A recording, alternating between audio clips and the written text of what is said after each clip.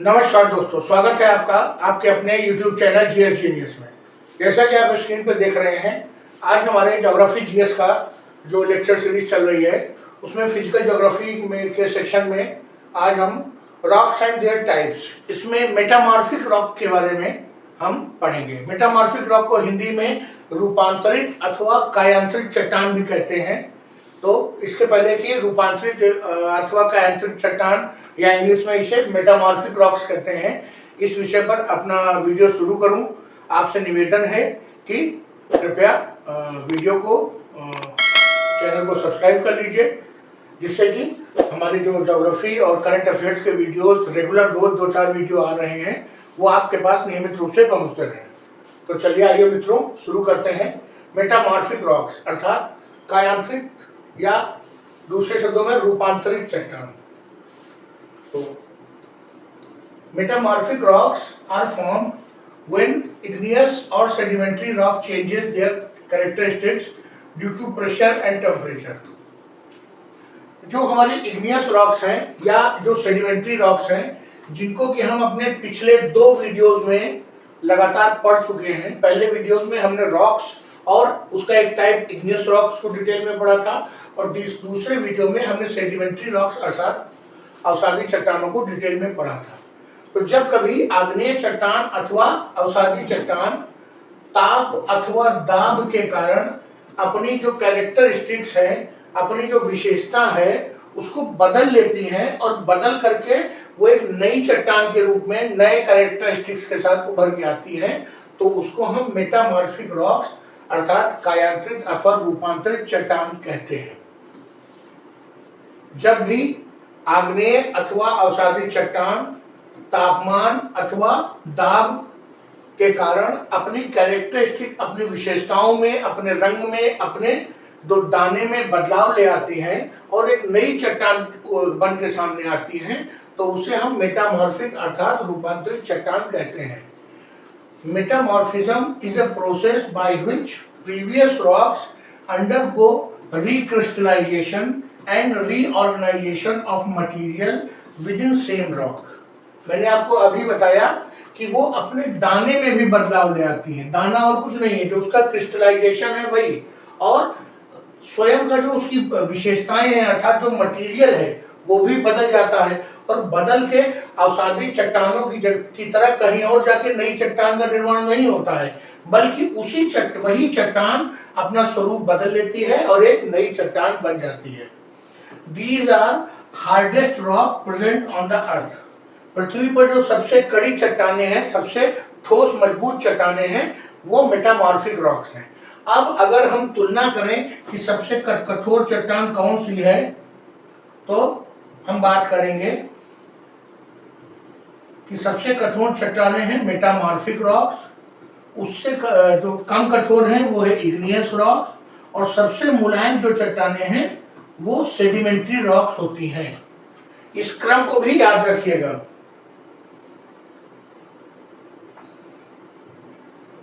इनमें किसी प्रकार का फॉसिल नहीं होता है। फॉसिल इसलिए नहीं होता है क्योंकि मैंने आपको बताया तापमान और जो दाब होता है उसके कारण अगर तापमान अधिक होगा तो फॉसिल जो होगा, जो वनस्पति होगा या जो किसी जीव की डेड बॉडी होगी, वो अपने आप जल के खत्म हो जाएगी। और अगर दाब अधिक होगा तो भी वो उसकी गर्मी से, दाब से गर्मी बनेगी और उससे वो भी खत्म हो जाएगा। तो कुछ मेटामॉर्फिक रॉक्स के जो है उदाहरण हम देखते हैं।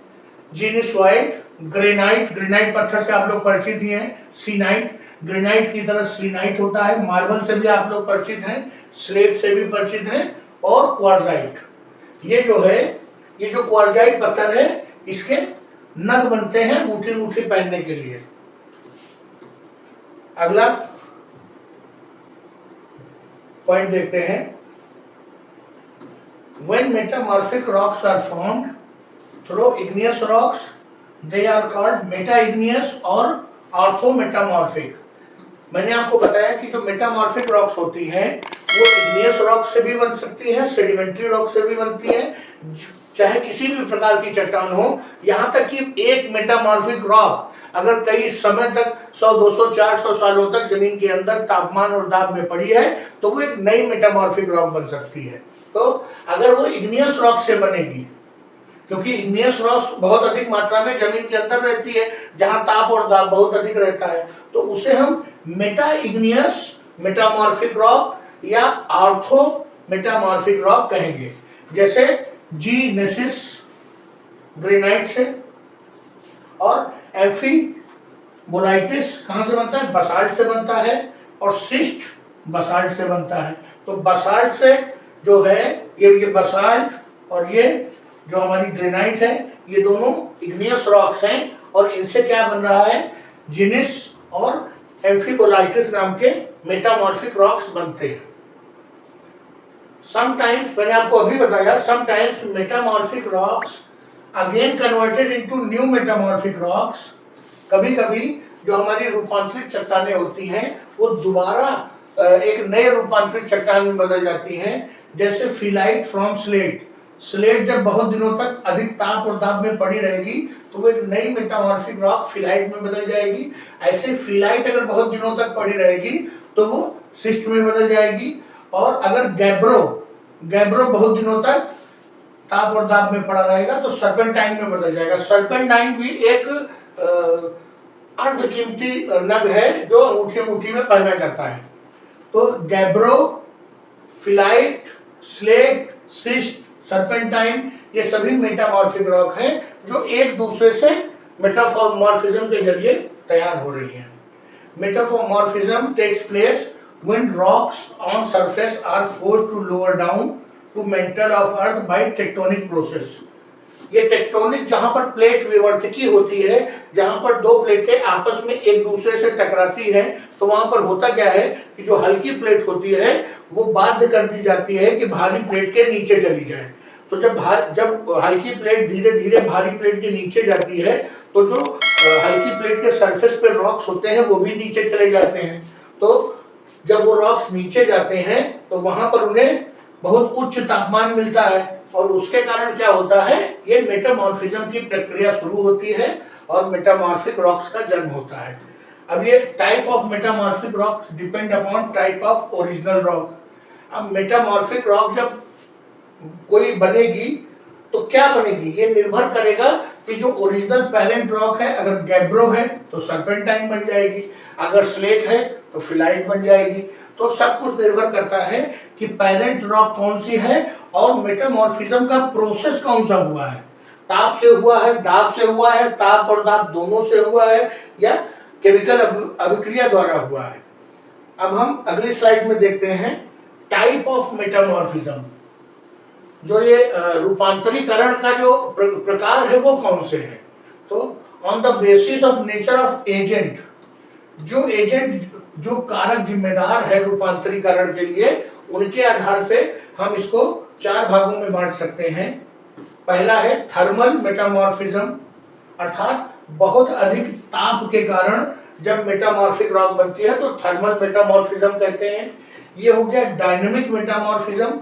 डायनेमिक मेटामॉर्फिज्म जब पहाड़ों का निर्माण होता है और फोल्ड्स पड़ते हैं या पहाड़ रैप होते हैं एक दूसरे के ऊपर, तो उसे डायनेमिक मेटामॉर्फिज्म कहते हैं।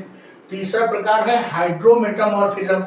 अब ये मान के चलिए कि कोई झील है या कोई हाइड्रो पावर प्लांट के लिए कोई आर्टिफिशियल लेक बनाई गई है जिसमें बहुत सारा पानी एक साथ इकट्ठा कर दिया गया है, तो उस पानी का कुछ वजन होगा। उस वजन के कारण जो दाब बनेगा तो उस धरती के नीचे जो रॉक्स होंगी वो दाब उन पत्थरों पे जाएगा और उनका क्या होगा, मेटामॉर्फिज्म हो जाएगा। वो कुछ सालों में परिवर्तित होकर नई चट्टानें बन जाएंगी। अब ये एक चौथा प्रकार की कैटेगरी है कि हाइड्रोथर्मल मेटामॉर्फिज्म।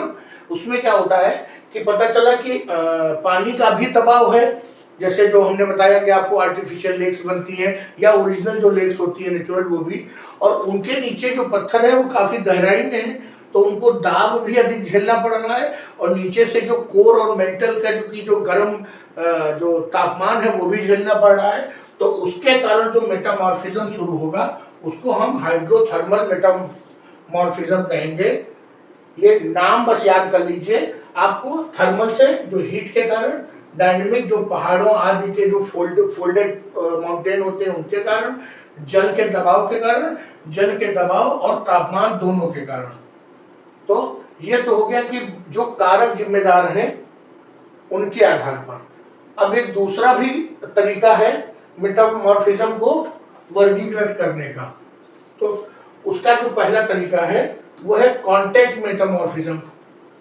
कभी कभी जो ओरिजिनल पेरेंट रॉक, मान लीजिए एक सेडिमेंट्री रॉक है जो कि जमीन के नीचे पड़ी हुई है और लावा उसके बगल से, जो उसकी नलियां हैं उसके बगल से लावा गुजरता है और गर्म लावे के संपर्क में आ जाता है, तो कभी कभी तो लावा की गर्मी से वो जो पेरेंट रॉक है वो पूरी बदल जाती है और कभी कभी लावा उसके ऊपर चढ़ जाता है, जिसे कहते हैं कॉन्टैक्ट मेटामॉर्फिज्म। दूसरा है regional metamorphism due to temperature and pressure और बोथ। जब कोई जो रॉक है वो किसी रीजन में पड़ी हुई है, अर्थात जो धरती के नीचे कहीं पड़ी हुई है, और वो किसी दाब के कारण अथवा ताप के कारण अथवा दोनों के कारण जो है, जब मेटामॉर्फिज्म स्टार्ट होता है किसी रॉक में तो उसे हम रीजनल मतलब उस क्षेत्र के कारण, उस जगह के कारण जो मेटामॉर्फिज्म स्टार्ट होगा उसे रीजनल मेटामॉर्फिज्म कहेंगे। अब एक बहुत इंपॉर्टेंट जो पॉइंट है कि अंडर मेटामॉर्फिज्म जो कोल है, कोयला, वो कुछ सालों में ग्रेफाइट बन जाता है और जो ओरिजिनल कोल होता है उसमें जो कार्बन का कंटेंट होता है वो बहुत ज्यादा नहीं होता है, 14% से लेकर 40, 50, 60% तक होता है। लेकिन जो ग्रेफाइट होता है वो 90% कार्बन होता है। अर्थात जो कोल है वो मेटामॉर्फिक रॉक में जब कन्वर्ट होगा तो ग्रेफाइट बन जाएगा और ग्रेफाइट में कार्बन का परसेंटेज 90% होता है। अभी जो मेटामॉर्फिज्म है इसके जिम्मेदार कारक कौन से हैं, ये मेटामॉर्फिज्म होता क्यों है?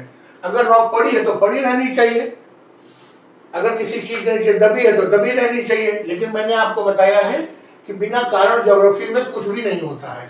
तो पहला जो इसका कारण है वो है ओरोजेनिक मूवमेंट।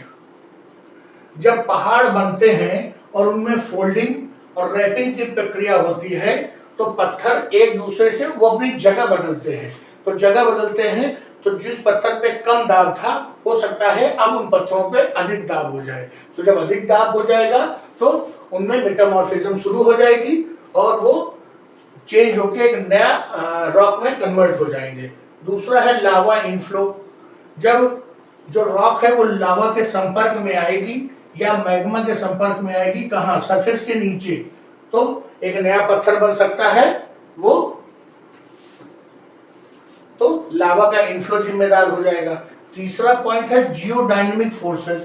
जियोडायनेमिक फोर्सेस आप समझ लीजिए जो प्लेट टेक्टोनिक्स हैं, अच्छा, अर्थात जिनको हिंदी में हम प्लेट विवर्तकी कहते हैं, आगे के लेक्चर्स में हम उसको डिटेल में बताएंगे आपको, जिसमें जो हमारी धरती के सरफेस पे जो प्लेट्स पाई जाती हैं उनमें जो आपस में जो प्लेट टकराती हैं तो जो हल्की प्लेट है वो भारी प्लेट के नीचे जाती है और वहां से जो हल्की प्लेट के ऊपर जो रॉक्स होती हैं या जो उसका क्रस्ट होता है वो नीचे जाता है और मेटामॉर्फिज्म शुरू होता है और वो पत्थर मेटामॉर्फिक रॉक्स में कन्वर्ट हो जाते हैं। अब आइए कुछ उदाहरण देते हैं कि जो हमारी पेरेंट रॉक अगर क्या है तो हमारी मेटामॉर्फिक रॉक कौन सी बनेगी। तो अगर हमारी पेरेंट रॉक लाइमस्टोन है, लाइमस्टोन आपको मालूम है एक सेडिमेंट्री रॉक है जिसे हिंदी में चूना पत्थर कहते हैं, तो ये क्या बन जाएंगी, मार्बल बन जाएंगे। मार्बल से आप भली बात परिचित हैं। फिर दूसरा डोलोमाइट है, डोलोमाइट भी एक सेडिमेंट्री रॉक है तो भी मार्बल ही बनेगा। तीसरा सैंडस्टोन है जिसे बलुआ पत्थर कहते हैं। हमारे बहुत से जो पुराने मॉन्यूमेंट्स हैं वो लाल बलुआ पत्थर के बने हुए हैं, ये भी एक प्रकार का सेडिमेंट्री रॉक है तो ये क्वार्टजाइट बनेगा। सैंडस्टोन क्या बनेगा, क्वार्टजाइट बन जाएगा।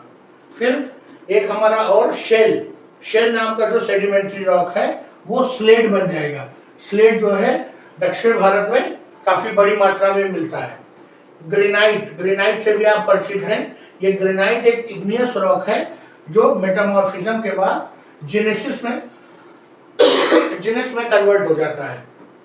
स्लेट जो अपने आप में एक मेटामॉर्फिक रॉक है, जब उसमें दोबारा मेटामॉर्फिज्म स्टार्ट होगा तो या तो वो सिस्ट बनेगा या तो फिलाइट बनेगा। ये अलग अलग इसलिए बनेगा कि कितना दाब पड़ रहा है या ताप पड़ रहा है या दाब और ताप दोनों पड़ रहा है, उस पर निर्भर करेगा कि ये सिस्ट बनेगा अथवा फिलाइट बनेगा। अब फिलाइट जो पहले से मेटामॉर्फिक रॉक है, एक बार स्लेट से फिलाइट बन चुका है, अब फिलाइट से दोबारा सिस्ट बनेगा, तो ये दोबारा मेटामॉर्फिज्म होगा तो फिलाइट से सिस्ट बन जाएगा। ये सूची आने की उम्मीद कम है कि ये पूछा जाए। ये मेरा बताने का उद्देश्य ये था कि सेडिमेंट्री रॉक से भी मेटामॉर्फिक रॉक बनती है, इग्नियस रॉक से भी मेटामॉर्फिक रॉक बनती है, और मेटामॉर्फिक रॉक से भी मेटामॉर्फिक रॉक बनती है, और दोबारा मेटामॉर्फिक रॉक से फिर मेटामॉर्फिक रॉक बन सकती है। तो ये जो रॉक्स हैं, इनको जब हम एक रॉक से दूसरी रॉक से तीसरी से फिर पहली, अर्थात पहले आग्नेय चट्टान बनी, फिर उसका अपरदन हुआ, फिर सेडिमेंट्री रॉक बनी, सेडिमेंट्री रॉक जब प्लेट विवर्तकी के कारण धरती के नीचे चली गई तो वहाँ मेटामॉर्फिक रॉक बन गई। मेटामॉर्फिक रॉक जब नीचे गर्म हुआ तो लावे के साथ बाहर आ गया, जब बाहर आ गया तो फिर उसका अपरदन हुआ, अपरदन होने के बाद वो फिर सेडिमेंट्री रॉक बन गई, और इसी तरह ये चलता रहता है चक्र, और इसको हम साइकिल चक्र, वो रॉक साइकिल अथवा चट्टान चक्र कहते हैं। इसको हम अपने अगले लेक्चर में डिटेल में पढ़ाएंगे। तो मित्रों, वीडियो ज़्यादा लंबा हो जाएगा, इसलिए ये मेटामॉर्फिक रॉक को आपने डिटेल में पढ़ लिया। आप आग्नेय चट्टान को पढ़ चुके हैं, अवसादी पढ़ चुके हैं, और रूपांतरित चट्टान को 3 वीडियो में डिटेल में देख चुके हैं। लेक्चर को यहीं समाप्त करता हूँ। अगर आपको हमारा कंटेंट अच्छा लगा हो तो वीडियो को लाइक करिए, चैनल को सब्सक्राइब करिए, जिससे कि आपकी ज्योग्राफी और जीएस की तैयारी और करंट अफेयर्स की तैयारी नियमित रूप से धीरे धीरे हो सके। चलिए मित्रों, धन्यवाद।